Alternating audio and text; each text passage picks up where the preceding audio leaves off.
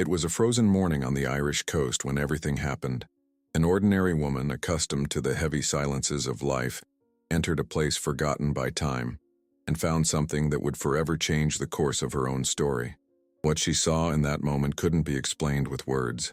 It was as though she'd opened the door to a secret buried for decades. In the minutes that followed, her heart raced. Every detail that seemed trivial concealed something greater, something no one could ever imagine. And when she believed she was merely helping a stranger, she discovered that without realizing it, she'd placed herself at the center of an enigma capable of destroying reputations, entire families, and even her own life. And then, at the moment she least expected it, a sharp knock echoed behind the door, loud, insistent, almost violent. She froze. Whoever was out there knew exactly what was happening inside. If you enjoy intense and moving stories like this one, subscribe and follow until the end. The wind from Galway Bay battered against the broken windows of the small cabin in Menlo when Niamh O'Callaghan, a home carer, pushed the heavy door open with considerable effort. The house appeared abandoned, yet thin smoke drifted from the chimney. Inside, the cold mingled with the smell of damp wood and paraffin. In the corner, thrown upon an iron bed, a man with an unkempt beard shivered beneath a torn blanket.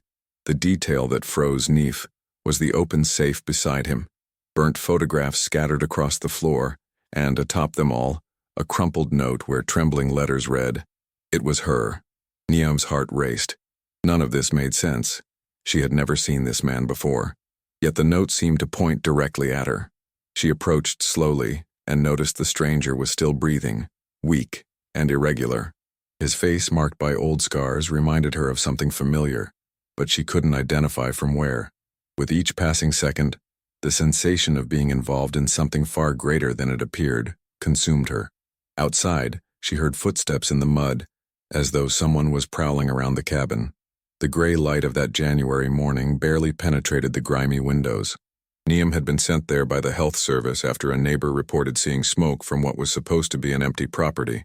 The address had been difficult to find, a dirt track leading away from the main road, where brambles grew wild and the sea mist hung thick in the air. She'd nearly turned back twice. Her worn rubber boots squelched against the floorboards as she moved closer to the bed.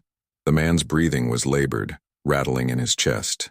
She'd seen enough illness in her 12 years as a carer to know he didn't have long without proper medical attention. But something held her back from immediately calling for help. The safe, the photographs, that note.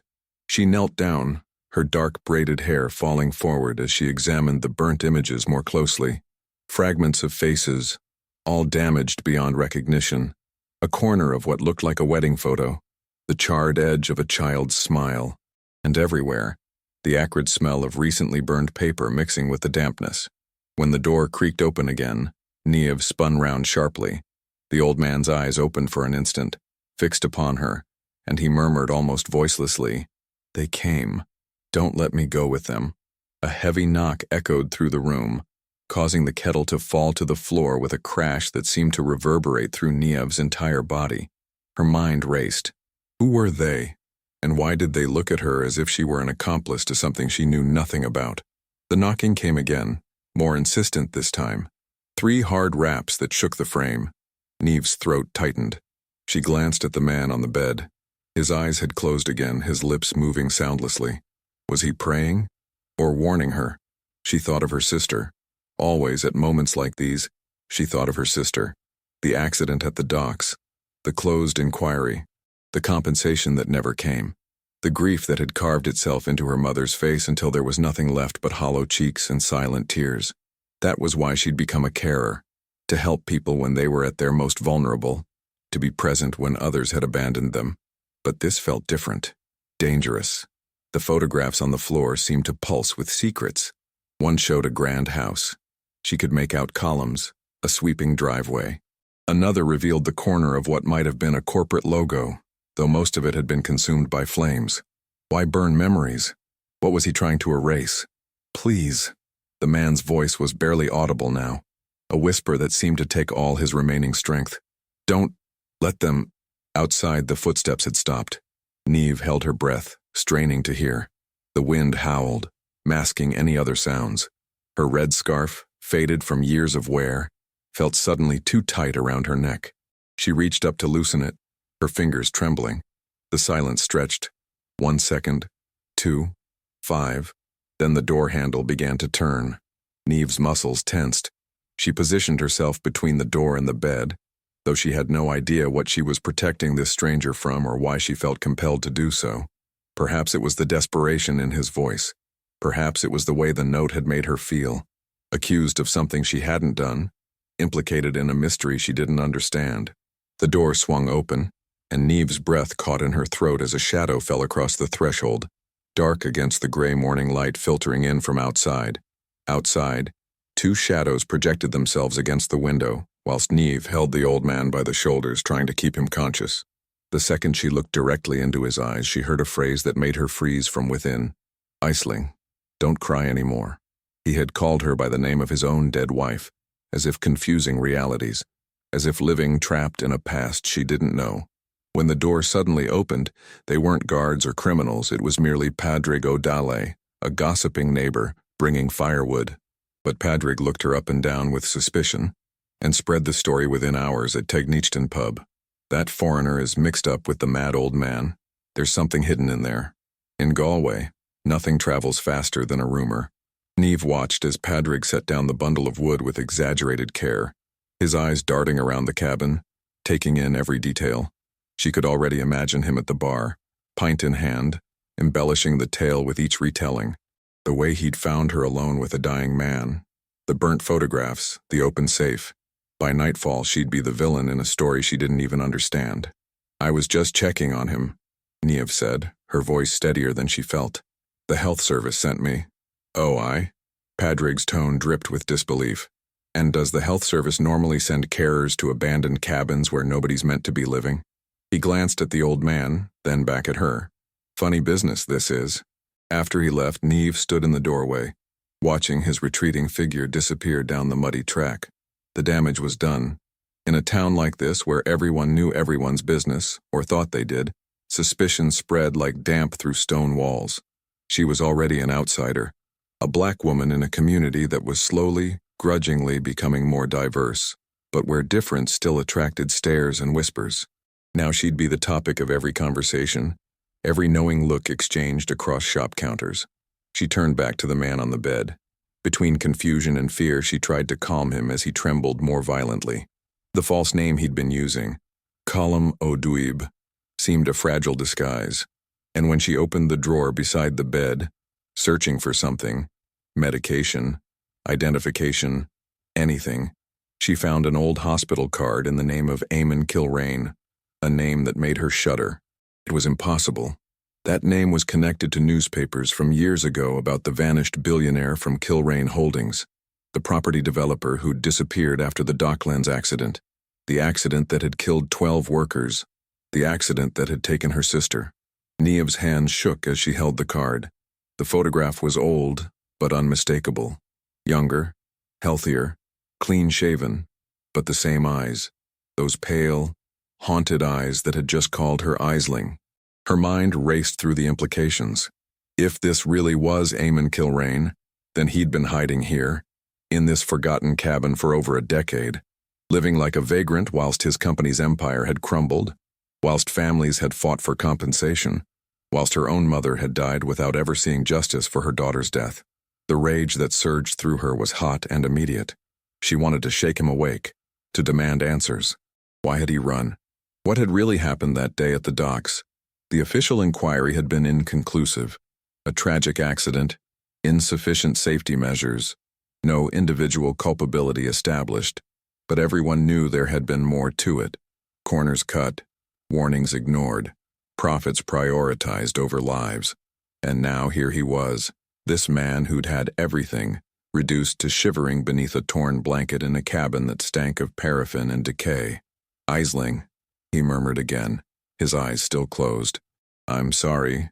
So sorry." Who was Aisling? His wife, presumably, from the way he spoke the name. Tender, grief-stricken. Neve forced herself to take a breath, to think like a carer rather than a grieving sister. Whatever this man had done, he was ill. Dying, probably. She couldn't just leave him here. But she also couldn't ignore what she'd discovered. She pulled out her mobile phone. No signal, of course. The cabin was too remote. She'd have to go back to the main road to call anyone. But who would she ring? The health service? The Gardaí? And what would she tell them? Her eyes fell on the safe again. She knelt beside it, pushing aside the burnt photographs to see what else was inside. Files, documents, all in protective plastic sleeves, as if someone had been trying to preserve them. She pulled out the first one, a safety report from Kilrain Holdings, dated March 2012, 2 months before the accident. The report detailed serious structural concerns about the dockside warehouses, recommendations for immediate repairs, warnings about load-bearing capacity, and at the bottom, a signature refusing to authorize the work. Cormac Tiernan, legal director, not Eamon Kilrain. Neve's breath caught. She reached for another file, then another. Each one told the same story. Concerns raised, repairs recommended, authorization denied, and every refusal bore the same signature. The old man stirred, his breathing becoming more labored. Don't let them. Take the truth. Who's them?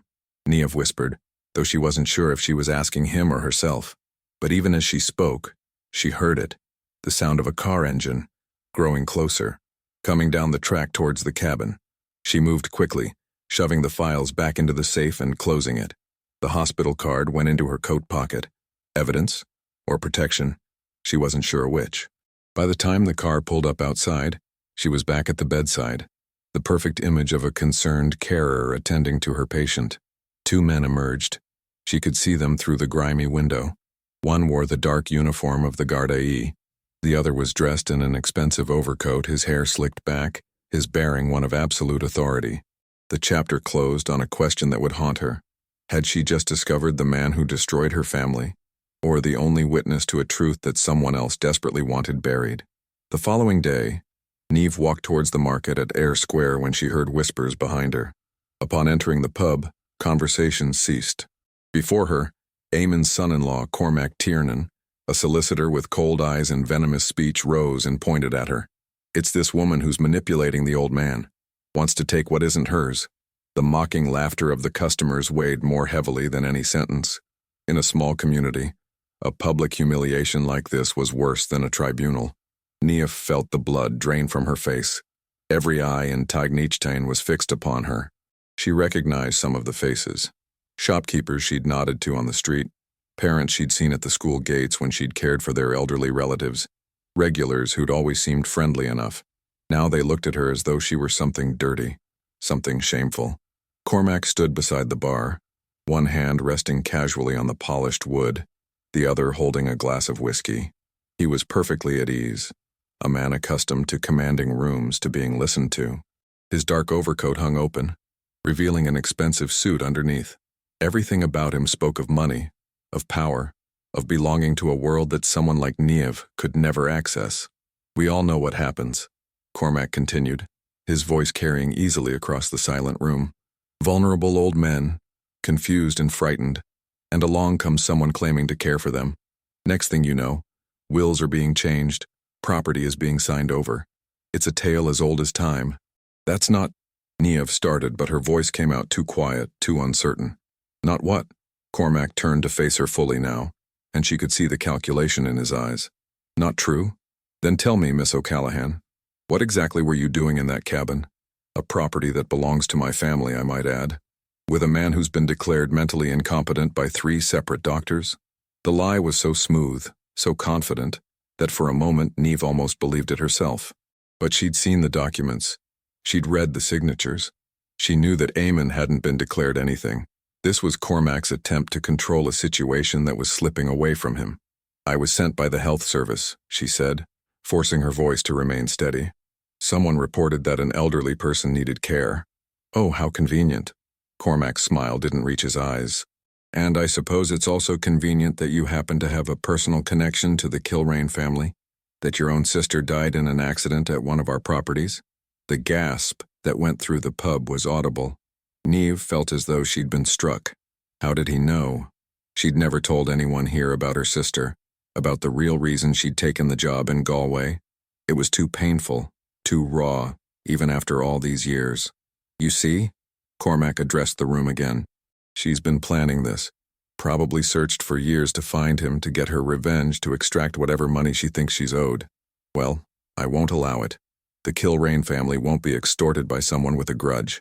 The old man, brought there in a wheelchair by 2 care assistants that Cormac must have hired, appeared incapable of reacting. He slumped in the chair, his eyes vacant, his mouth hanging slightly open. He looked nothing like the man who'd gripped her hand and begged her not to let them take him. Had they sedated him? Or was this the effect of whatever illness ravaged his body? But then, in the midst of the embarrassing silence, he raised a trembling hand and said something that changed the air in the room. "She's not Aisling, but she's the only one who hasn't abandoned me."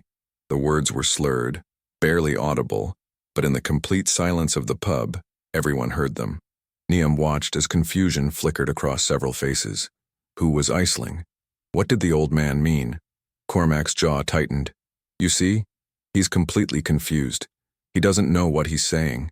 This is exactly why he needs to be in proper care, away from people who would take advantage of his condition.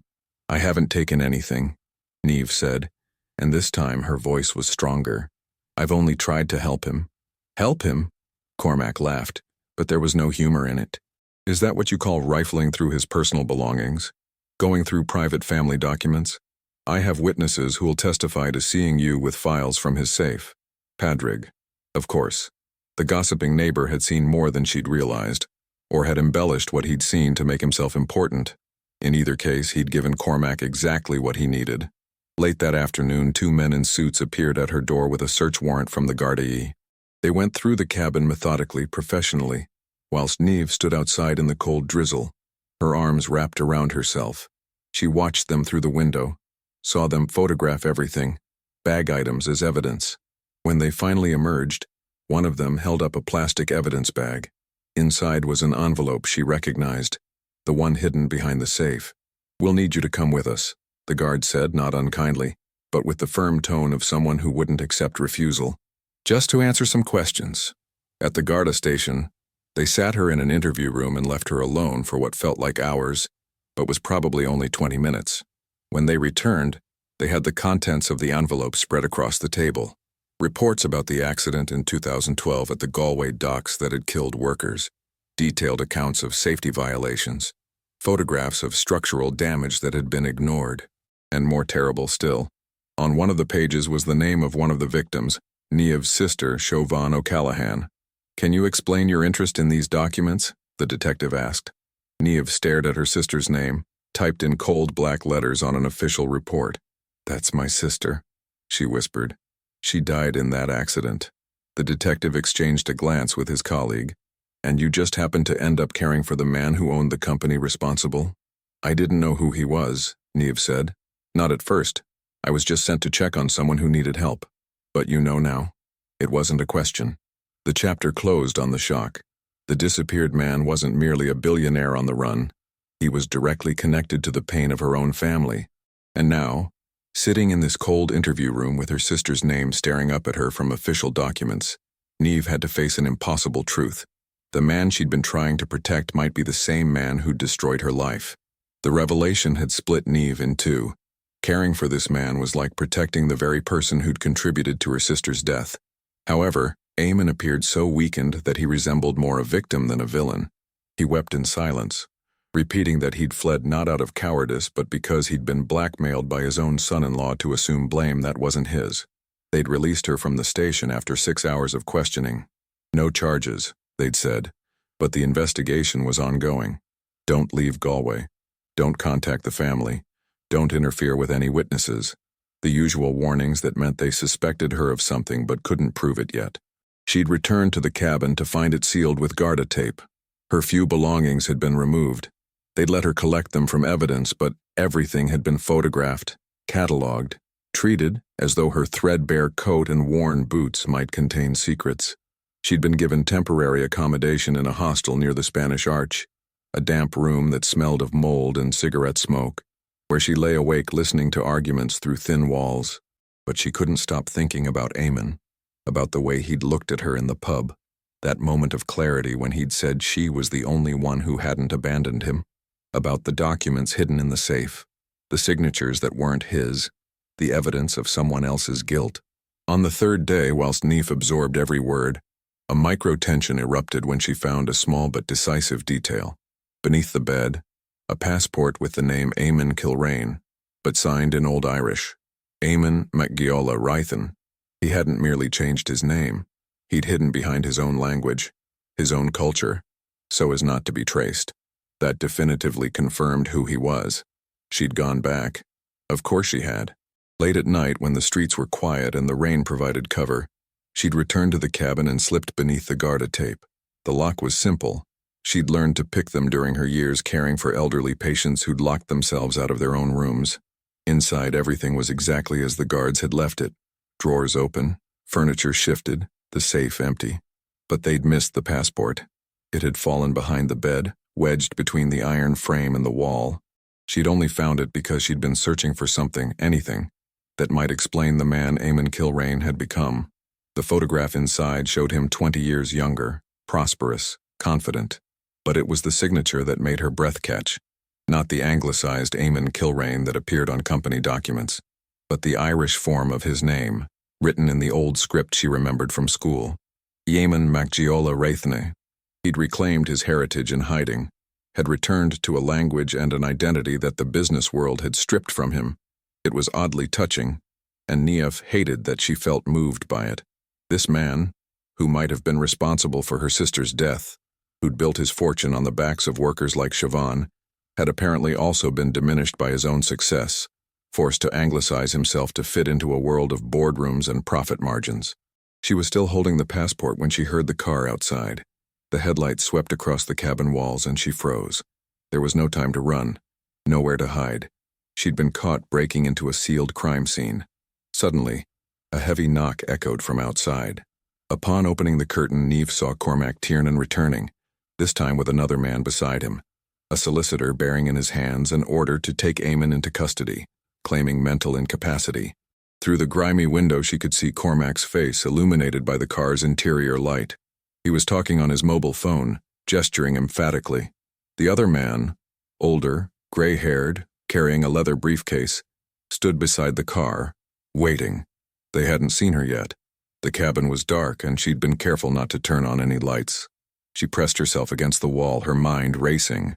What were they doing here at this hour? The custody order made sense from a legal standpoint. If they could prove Eamon was mentally incompetent, they could control his affairs, prevent him from making statements or changing his will. But coming here, to an empty cabin in the middle of the night, that spoke of desperation, of something they needed to find or destroy before it could be discovered. The documents. They were looking for the same evidence she'd found, the proof that Cormac had been the one to deny the safety repairs. If they could destroy that evidence, Eamon's claims would be worthless, the confused ramblings of a sick old man. But where was Eamon now? They'd taken him from the pub in the wheelchair. Hospital? Or somewhere private? Somewhere Cormac could control who had access to him. The old man's words came back to her. If they take me, the truth dies with me. Cormac had finished his phone call. He was getting out of the car now, approaching the cabin. Neve's heart hammered against her ribs. She clutched the passport, uncertain whether to hide it or confront him with it. Evidence or leverage, which was more valuable? The door handle rattled. Locked, thank God. She'd locked it behind her when she'd entered, but that would only slow them down for seconds. Cormac had keys. This was his family's property after all. "I know you're in there," Cormac called through the door, his voice carrying that same smooth confidence she'd heard in the pub. "The Gardaí informed me someone had broken the seal. Quite foolish of you, Miss O'Callaghan, breaking into a crime scene. That could add years to whatever sentence you're facing." Neve said nothing. Her eyes darted around the cabin, searching for another exit. The back window was small, but she might fit through it. "I'm actually glad you're here," Cormac continued. "Saves me the trouble of tracking you down. You see, I have a proposition for you. A way out of this mess you've created for yourself." "I haven't created anything," Neve called back, surprising herself with how steady her voice sounded. "Oh, but you have. You've interfered in family matters, stolen private documents, and now you've broken into sealed property. The evidence against you is quite substantial." A pause. "But I'm a reasonable man. I understand that you've been through trauma. Your sister's death. The lack of closure. It's made you act irrationally. The condescension in his tone made her jaw clench. Here's what I'm offering, Cormac said. Walk away. Leave Galway. Forget about Eamon Kilrain. Forget about the past. In return, I'll make sure the Gardaí drop their investigation. I'll even arrange a settlement, compensation for your sister's death. Something substantial. Enough to change your life. Blood money, Niamh whispered. Practical money, Cormac corrected, somehow hearing her. Money that could help your mother, give you a fresh start somewhere else. All you have to do is stop interfering. The old man grabbed Niamh's hand with unexpected strength and whispered, If they take me, the truth dies with me. But Eamon wasn't here. These were her memories, his words echoing in her mind as she stood in this cold cabin, facing an impossible choice. Walk away with money that could ease years of struggle, or fight for a truth that might cost her everything. The chapter ended at the height of tension. Would she risk her reputation and even her safety to protect him, or hand over the man who destroyed her life? Outside, she heard Cormac insert a key into the lock. The metal scraped against metal as the mechanism turned. She had seconds to decide. On the frozen night in Salt Hill, Niamh rummaged through papers trying to understand how far Eamon's guilt extended. It was then that she found a USB drive hidden inside an accounting ledger. Upon connecting it to an old laptop, her breathing stopped. It was Eamon's voice, younger, recording a confession from 2012. But instead of admitting guilt, he described how safety reports had been falsified by Cormac Tiernan, his own son-in-law. She'd managed to escape through the back window that night, slipping away whilst Cormac searched the cabin. The passport was hidden in her coat, pressed against her ribs like a secret heartbeat. She'd walked for miles through the dark streets of Galway, keeping to the shadows, until she'd found herself in Salt Hill watching the black waves crash against the promenade. A small bed and breakfast had taken her in. No questions asked. The landlady, an elderly woman with kind eyes, had simply handed her a key and pointed upstairs. You look perished, she'd said. There's tea in the pot if you want it. Now, 3 days later, Niamh sat in that small rented room, surrounded by documents she'd photographed before the Gardaí had seized the originals. She'd used her mobile phone to capture every page, every signature, every piece of evidence she could find. It wasn't admissible in court, probably, but it was something. A record. Proof that she hadn't imagined it all. The USB drive had been in the lining of Eamon's coat, the heavy tweed one she'd found hanging behind the cabin door. She'd taken it on impulse, thinking it might be important. When she'd searched the pockets, her fingers had felt a small tear in the lining, and there it was, wrapped carefully in a plastic bag. The laptop had taken forever to boot up, the old machine whirring and clicking. When she'd finally opened the drive, there was only one file, a voice recording, dated 15th of March 2012. Eamon's voice filled the small room, younger and stronger than the broken whisper she'd heard in the cabin, but carrying the same cadence, the same slight emphasis on certain words that marked him as a Galway man despite his years in corporate Ireland. My name is Eamon Kilrain, and I'm recording this because I fear what's coming. I've been threatened. My son-in-law, Cormac Tiernan, has made it clear that if I don't cooperate with his plans, my family will suffer. My daughter has already sided with him. She believes his lies about modernizing the company, about necessary cost-cutting measures. Microtension arose when she noticed a detail. The recording also mentioned the name of an innocent worker who'd been sacked unjustly after the accident, the father of a patient she'd cared for in a nursing home. This changed everything. The truth could clear an innocent man's name, but it could also destroy Eamon forever. Niamh's hand flew to her mouth. Brendan Kearney. She'd cared for his mother just last year, had listened to the old woman's stories about how her son had been blamed for the accident, how he'd lost everything, his job, his reputation, his will to live. Mrs. Kearney had died still believing her son was responsible for those deaths, including Siobhan's. The recording continued. Brendan Kearney raised concerns about the warehouse structure 3 weeks before the collapse. He filed official reports. He went over his supervisor's head to contact me directly. I met with him, reviewed his findings, and authorized immediate repairs. But Cormac intercepted the work orders. He told the board that the repairs were unnecessary, that Kearney was exaggerating to cover his own incompetence. The board sided with Cormac. He'd shown them figures, projections, profits that would be lost if we shut down the warehouse for repairs. Niamh felt tears streaming down her face. Brendan Kearney had tried to save them. Her sister might still be alive if anyone had listened to him. Instead, he'd been scapegoated, fired, and left to carry the guilt whilst the real culprit had risen through the company ranks. I was weak. Eamon's voice cracked slightly. I should have fought harder. Should have gone public. But Cormac threatened to destroy my daughter's life, to reveal things about our family that would... I thought I was protecting her. I thought if I just kept quiet, if I let the official inquiry run its course, the truth would come out anyway. But it didn't. The evidence disappeared. Reports were altered. And 12 people died because I was too much of a coward to stand up to my own son-in-law. The recording ended abruptly, as though Eamon had been interrupted. Niamh sat in silence, the laptop screen glowing in the darkened room. Outside, she could hear the distant sound of the sea, the cry of gulls settling for the night. Her mind was reeling. This changed everything. Eamon wasn't the villain she'd thought. Or rather, he was a different kind of villain. Not the architect of the disaster, but the coward who'd let it happen. The man who'd chosen his daughter's reputation over the lives of workers. Was that better or worse? She didn't know. In the middle of the night, an old mobile phone rang in the cabin. But she wasn't at the cabin, she was here in Salt Hill. Yet somehow, impossibly, her own phone was ringing. A number she didn't recognize displayed on the screen. She answered cautiously. Hello? Don't let him speak. The voice was female. Cold. Controlled. There are things you don't understand. Who is this? Mairead Kilrain. Eamon's daughter. A pause. I know what you found. I know what you're planning to do with it. Niamh's throat tightened. I'm not planning anything, I just want the truth. The truth? Mairead's laugh was bitter. The truth is that my father was a weak man who built an empire on the backs of people like your sister, and when it came time to take responsibility, he ran. Is that the truth you want? It's more complicated than that. Nothing is complicated. He had choices. He made them. And now you want to what? Redeem him? Make him into some kind of victim? The anger in Mairead's voice was palpable. I spent years trying to save that company after he disappeared. Years fighting off creditors, lawyers, families demanding compensation.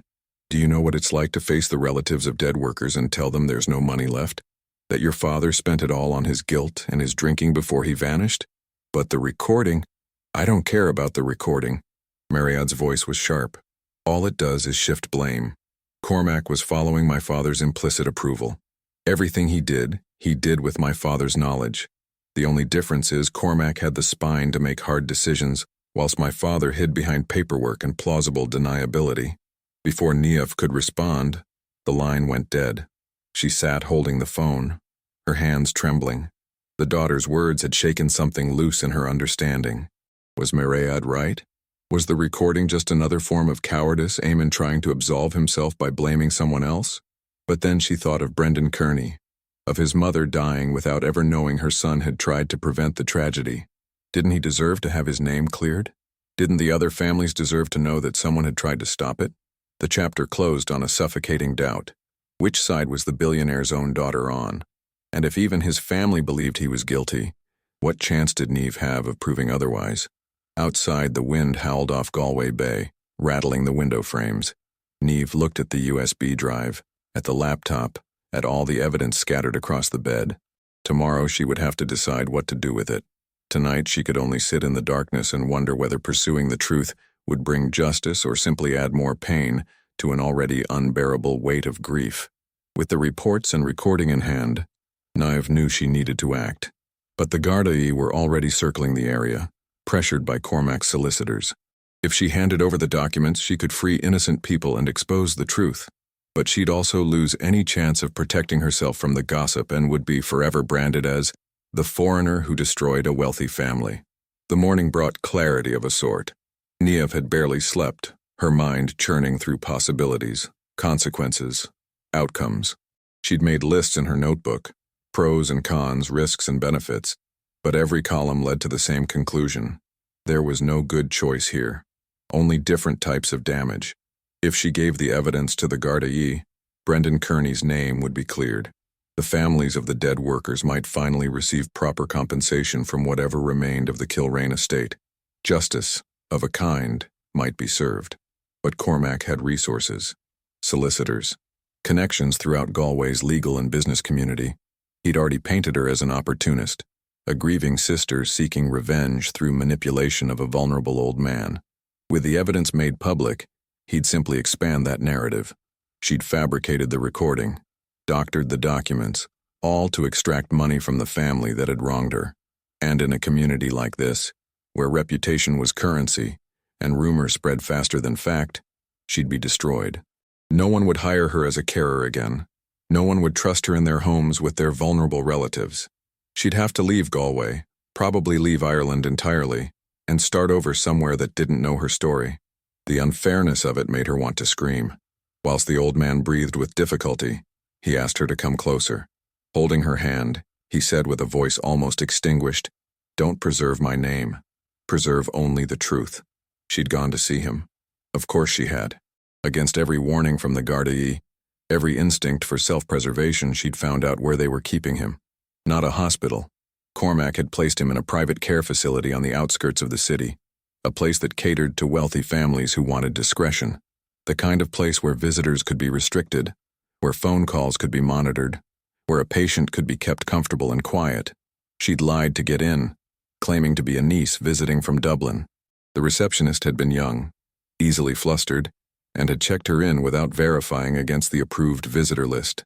Niamh had found Eamon in a room on the 3rd floor, overlooking a manicured garden that looked grey and lifeless in the January cold.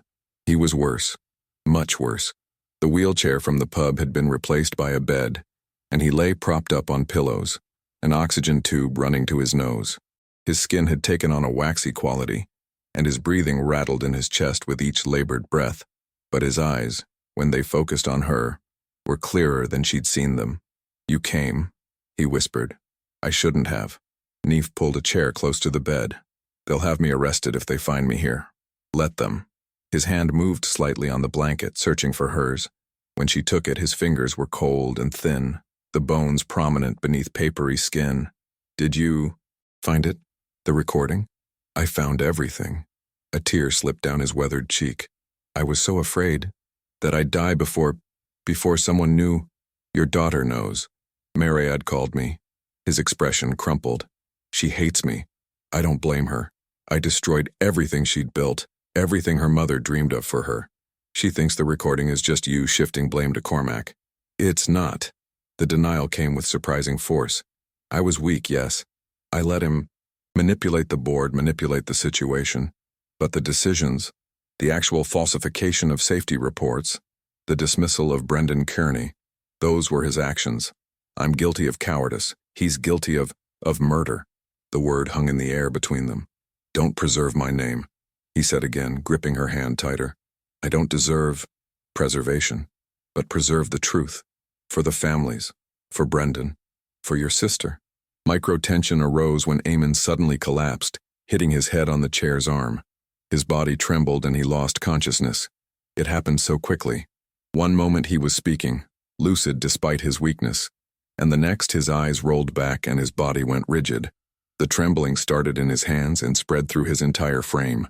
Violent convulsions that made the bed rails rattle.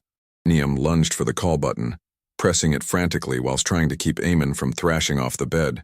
"Help! I need help in here!" Nurses came running, pushing her aside. A doctor appeared with a crash trolley. Niamh was shoved back against the wall, watching helplessly as they worked on him, calling out vital signs, injecting medications, adjusting monitors. "What happened?" one of the nurses demanded. "We were just talking and then he just collapsed." "Who are you?" "You're not on the visitor list." Before Niamh could answer, security appeared in the doorway. Behind them, immaculate in his dark overcoat despite the early hour, stood Cormac Tiernan. "That's her," he said calmly. "The woman I told you about. Arrest her." Niamh ran desperately to University Hospital Galway where doctors tried to stabilize him. In the corridor suddenly, Cormac emerged with his solicitor and pointed at her before the guards. "She's an accomplice, manipulated and incapacitated man." But they weren't at the University Hospital. They were still at the private care facility. Niamh's mind raced, confused by stress and fear. The security guards grabbed her arms, not roughly but firmly, guiding her towards the door. "Wait," she said. "Please, I need to know if he's—" "You need to leave," one of the guards said, not unkindly but with the finality of someone following orders. "The Gardaí have been called. If you cooperate, this will be easier for everyone." Through the doorway, she could see the medical team still working on Eamon. The steady beep of monitors had been replaced by an urgent, irregular rhythm. Someone called for the defibrillator. "He's coding," a nurse shouted. Neve tried to pull free, but the guards held her fast. She watched, helpless, as they shocked Eamon's frail body once, twice, watched as the doctors exchanged glances, watched as time seemed to slow and stretch and compress all at once. And then, impossibly, the monitor steadied. The beeping resumed, irregular, but present, alive. "We've got him back," the doctor announced. "But he's critical. We need to transfer him to proper intensive care immediately." Cormac stepped forward, blocking Neve's view. "She assaulted him. I want her charged with assault and attempted murder." "That's not—" "I didn't." Neve's voice broke. "I was just talking to him. He collapsed. I called for help. After you agitated him with your accusations and demands." Cormac's voice was perfectly modulated for the audience of medical staff and security guards. "This woman has been harassing my father-in-law for weeks, trying to extort money from him by exploiting his guilt over a tragic accident. Now she's nearly killed him." The chapter closed on the shock. Eamon was between life and death, and Neve was accused of being responsible for everything. As the guardie arrived and read her rights, as she was led through corridors past staring nurses and curious patients, Neve clutched one thought. The USB drive was still hidden in her room in Salt Hill. They could arrest her, charge her, convict her even. But the truth was still out there, waiting to be heard, if she lived long enough to make sure it was. The small courtroom in Galway was packed with onlookers. Local newspapers and radio stations broadcast every word of the proceedings. The judge called for silence when Niamh handed over the documents and USB drive. The recording echoed through the hall, revealing Cormac's blackmail. His face went pale, but he still tried to defend himself, shouting that the carer had manipulated evidence. 3 weeks had passed since that terrible night at the care facility. 3 weeks of being held on remand, of sleeping in a cell that smelled of disinfectant and despair, of brief consultations with an overworked solicitor who seemed perpetually exhausted. 3 weeks of waiting whilst Eamon clung to life in the intensive care unit and Cormac's legal team built their case against her. But something had shifted. The USB drive, retrieved from her room by the Gardaí during their search, had been examined by forensic experts. The metadata confirmed its authenticity. It had been created in 2012, untouched since. The voice analysis matched known recordings of Eamon Kilrain. Most damaging of all, when cross-referenced with company records that had been subpoenaed, the documents she'd photographed aligned perfectly with other evidence of safety violations and falsified reports. The prosecution's case against her had begun to crumble. Without proof that she'd actually harmed Eamon, the medical evidence showed only that he'd suffered a seizure consistent with his underlying conditions. They'd been forced to reduce the charges. No longer attempted murder, but trespass, interfering with a police investigation and theft of documents. Her solicitor, a young woman named Eowif Murphy, who'd taken on the case pro bono after reading about it in the papers, had argued successfully for bail. "My client is not a flight risk, Your Honor. She's a carer who was trying to help a vulnerable man. Everything she did was in pursuit of truth and justice for the families affected by the 2012 tragedy." Now, standing in the courtroom, Niamh felt the weight of dozens of eyes upon her. She recognized some of the faces, families of the dead workers, journalists who'd covered the original accident, curious locals who'd followed the story through each sensational development. And there, in the back row, sat an elderly man she recognized, Brendan Kearney, thinner and grayer than when she'd last seen him at his mother's funeral, but unmistakably present. The judge, a stern woman in her 60s with gray hair pulled back severely, adjusted her glasses and looked at Niamh. "Miss O'Callaghan, you've admitted to entering a sealed property and removing evidence. Do you understand the seriousness of these charges?" "Yes, Your Honor." "And yet you maintain that your actions were justified?" Niamh swallowed hard. "I maintain that the truth was more important than following proper procedure, Your Honor. People died. A man's reputation was destroyed. And the person actually responsible was about to silence the only witness who could testify to what really happened." Suddenly, the courtroom door opened. Myriad, Eamon's daughter, entered hurriedly, tall and severe. Before she could speak anything, the judge announced that the old man wanted to give his final testimony. A murmur rippled through the courtroom. Niamh's heart leapt. Eamon was alive. More than that, he was well enough to testify. They brought him in on a wheelchair, supported by nurses, an oxygen tank attached to the back of the chair. He looked even more frail than the last time she'd seen him, but his eyes were alert, fixed on the judge with an intensity that belied his physical weakness. The judge leaned forward. "Mr. Kilrain, are you certain you're well enough for this? We can arrange for video testimony if necessary." Eamon raised a trembling hand and spoke with a voice that was weak, but clear enough to carry.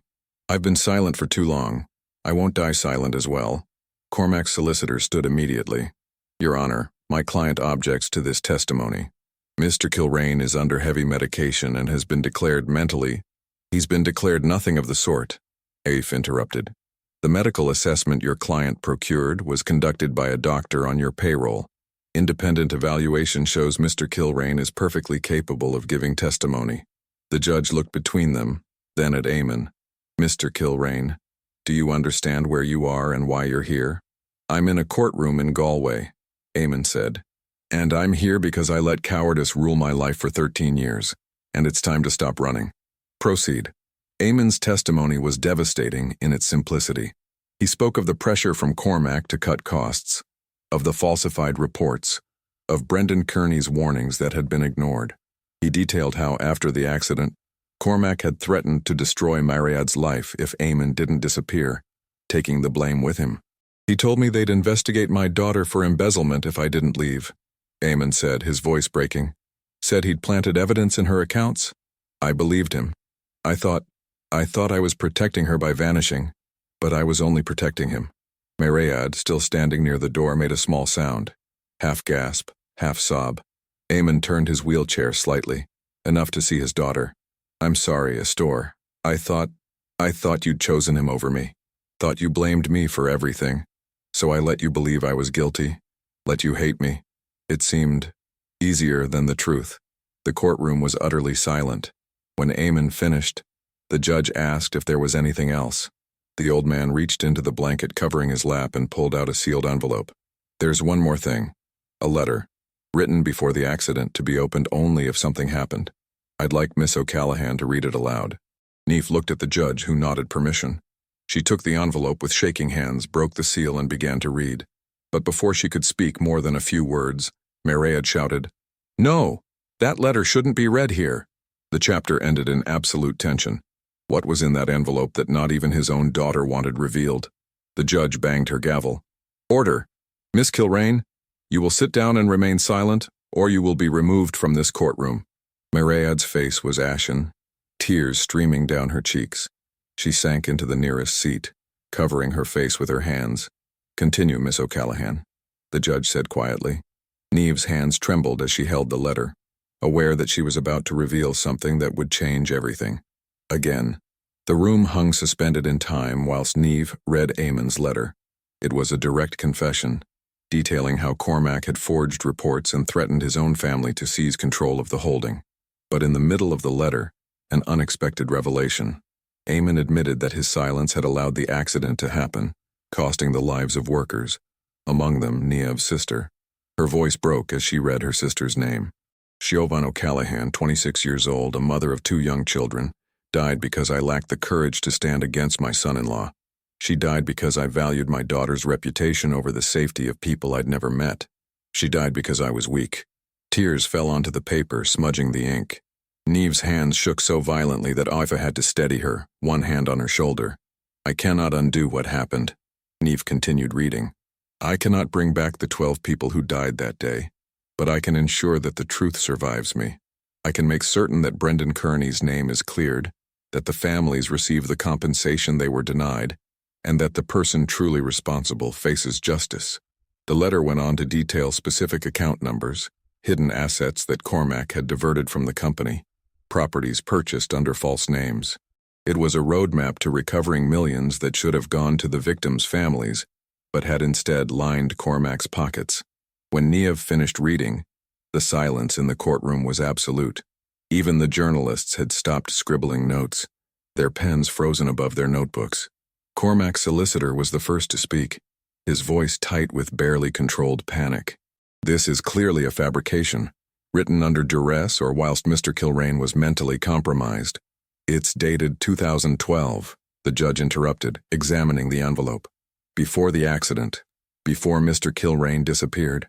The paper has aged appropriately, and I can see where it's been sealed for years. She looked at Cormac, who had gone very still in his seat. Mr. Tiernan, you are advised to remain silent and consult with your legal representation. But Cormac had lost his composure entirely. He stood pointing at Eamon. He's lying. He's always been a liar. He built that company through corruption and exploitation, and when it all went wrong, he tried to blame me. I saved that company. I made the hard decisions whilst he hid in his office, drinking himself to death.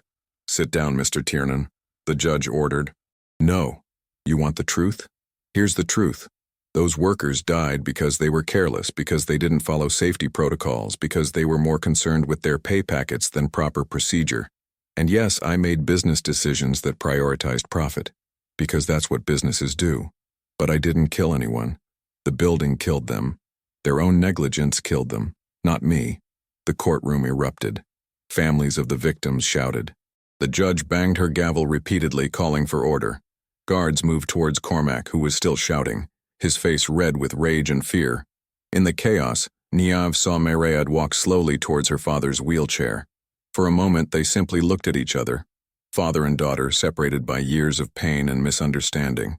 Then Mairead knelt beside the wheelchair and took her father's hand. Eamon died that same night without strength to speak further. However, beforehand he signed a simple document, the transfer of the cabin and a modest fund to be transformed into a community hospice in Salt Hill, to be administered by Niamh. There was no fortune, no miraculous inheritance. The bulk of the holding had been confiscated judicially and designated to compensate the affected families. The true prize was reparation and purpose. The hospital called at 3 a.m. Niamh had been staying at Alpha's flat, unable to return to the hostel where journalists kept trying to interview her. When her phone rang, she knew before answering what the news would be. She went anyway, taking a taxi through the dark streets of Galway. At the hospital, she found Mairead sitting beside her father's bed, still holding his hand even though he was gone. The machines had been turned off, the oxygen removed. He looked peaceful in a way he never had in life, the lines of worry and guilt smoothed from his face. He waited until after the trial, Mairead said quietly, not looking up. The doctor said he should have died weeks ago, but he held on, determined to see it through. I'm sorry, Niamh said, though she wasn't sure what she was apologizing for. Don't be. He got what he wanted. The truth. Mairead finally looked at her. He left something for you. A solicitor will contact you about it. The solicitor had arrived 2 days later with the paperwork. What remained was small, the cabin in Menlo, and a fund of $47,000, precisely calculated to cover the initial costs of converting the property into a hospice. He was very specific about the purpose, the solicitor said. A place for people at the end of their lives who had nowhere else to go. People who needed care without judgment, without cost. He wanted you to run it. On the day of the hospice's inauguration, silent and with head bowed, Mairead entered without speaking a word to anyone. She placed upon the bed an ancient clatter ring that had belonged to her mother and left in silence. It was a gesture small but laden with pain, regret, and belated hope. The ceremony had been modest. Brendan Kearney had come, shaking Niamh's hand with tears in his eyes. My mother died thinking I'd killed those people, he said. At least now everyone knows the truth. Some of the victims' families had come too, though not all. Some couldn't forgive, and Niamh understood that. Justice didn't erase grief. Compensation didn't bring back the dead. But it was something, an acknowledgement. The building itself was simple. The cabin had been renovated, expanded slightly, made warm and comfortable. There were 4 beds, a small kitchen, a sitting room with windows overlooking the bay. The ring was old, the silver worn smooth in places. The heart, hands, and crown of the cladded design still clear despite the years. Niamh had picked it up after Mairead left, held it up to the light. On the inside of the band, an inscription in Irish, Gra, Dilsacht, Cairdeas, love, loyalty, friendship. Niamh pressed the ring against her chest and looked out at the grey sea, feeling that despite all the loss, there was finally a beginning for justice and for healing. The wind from Galway Bay rattled the windows, the same wind that had blown against the cabin that first morning. But now those windows were new, properly fitted, and the cabin was no longer a place of secrets and shame, but a place of care and dignity. She thought of her sister, Chauvin, who would never see this place. She thought of Amon, dying alone with his guilt before finding courage to speak. She thought of Maread, learning that her father had loved her enough to sacrifice his own name. Outside, the first residents were arriving. An elderly woman with no family, a man with terminal cancer whose children lived abroad, people who needed someone to stay with them, to hold their hands. Neve slipped the Claddagh ring onto her right finger, the heart facing inward, a reminder of what mattered. The wind howled, the sea crashed against the shore, and inside the small hospice in Salt Hill, life continued, quietly, honestly, with as much grace as could be managed in an imperfect world. It wasn't the ending anyone would have chosen, but it was the truth, and sometimes that had to be enough. In the end, what remained wasn't the money, nor the weight of surnames, but the courage to choose truth even when it hurts. How many of us would have the strength to give up what seemed like a chance to change our own lives in order to, instead, deliver justice to those who needed it most? What would you do if you had to choose between protecting your own safety or handing over the truth that could free so many innocent people? This story reminds us that the greatest riches aren't found in safes or inheritances, but in the gestures that transcend time: care, forgiveness, honesty. Sometimes life places us before choices that seem impossible, and it's in those moments that we reveal who we truly are.